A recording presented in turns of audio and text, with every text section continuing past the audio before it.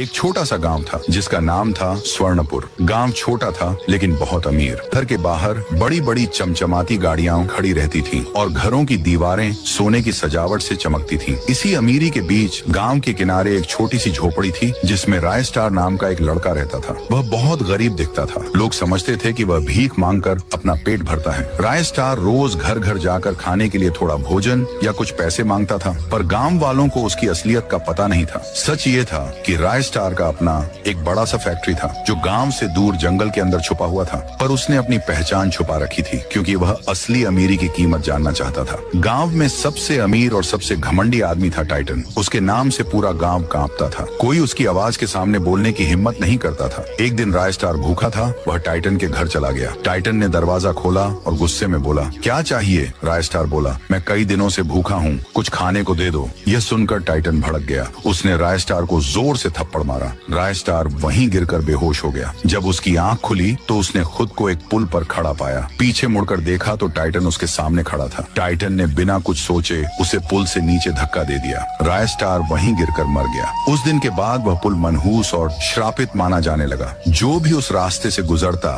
रहस्यमयी तरीके से गायब हो जाता। गांव में डर फैल गया। आखिर हो क्या रहा है? यही तो बाहर जाने का एकमात्र रास्ता है। एक दिन टाइटन का बेटा तुंग तुंग उसी पुल से गुजर रहा था। अचानक पीछे से कदमों की आवाज आई। वह मुड़ा ही था कि उसका शरीर धुएं की तरह बिखर गया। उसकी मौत की खबर सुनकर टाइटन तड़प उठा। वह पुल पर भागा और अपने बेटे की लाश देखकर बेहोश हो गया। शाम होने पर जब उसकी आंख खुली, उसने पीछे किसी के हंसने की आवाज सुनी। वह मुड़ा और सामने राय स्टार खड़ा था, वही लड़का जिसे उसने मारा था। राय स्टार की आंखों में अब इंसानियत नहीं बल्कि न्याय की आग थी। आज तुम्हारा आखिरी दिन है टाइटन। इतना कहकर उसने अपनी शक्ति का उपयोग किया और टाइटन को पुल से नीचे गिरा दिया। वहीं उसकी मौत हो गई। उस दिन के बाद उस पुल का श्राप खत्म हो गया। गांव में कभी कोई अनहोनी नहीं हुई।